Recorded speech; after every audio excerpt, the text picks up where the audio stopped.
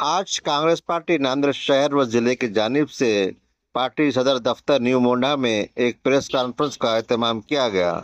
इस press conference में जिला सदर भट्ट मोगरेकर, रुकन पार्लियामेंट वीरेंद्र चौहान, नांदेड़ शहर सदर अब्दुल सत्तार, नांदेड़ ग्रामीण सदर उमेश पावड़े, यशपाल भिंगे, मुंतजबुद्दीन के अलावा दिगर अहदेदार मौजूद थे। इस मौके पर वीरेंद्र चौहान ने कहा कि नांदेड़ में हालिया दिनों जो बारिश हुई जिसकी वजह से बड़े पैमाने पर किसानों और आम लोगों का नुकसान हुआ है, लेकिन हुकूमत अब तक उन्हें मुआवजा देने के लिए कोई तैयारी नहीं कर रही है।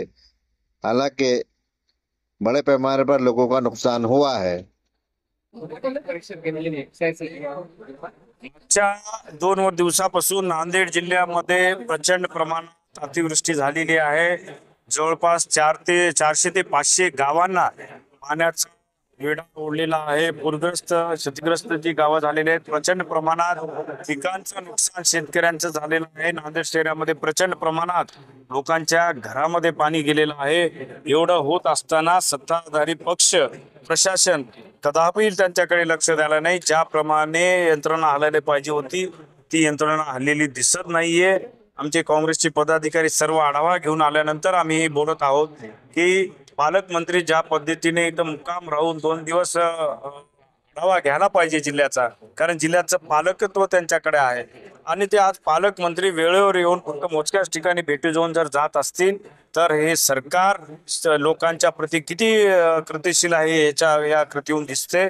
त्यामुळं मी आपल्या माध्यमातून, आमच्या काँग्रेस पक्षाच्या माध्यमातून आज मागणी केलेली आहे की जे शेतकरी इथं जे शेतकऱ्यांचं नुकसान झालेलं आहे त्यांना प्रति हेक्टर 2 लाख रुपये आणि जे शहरात जे घरामध्ये पाणी गेलेलं आहे त्यांना प्रति घर 25,000 रुपये मदत शासनाची तात्काळ या ठिकाणी नांदेड जिल्ह्यामध्ये देण्यात यावं।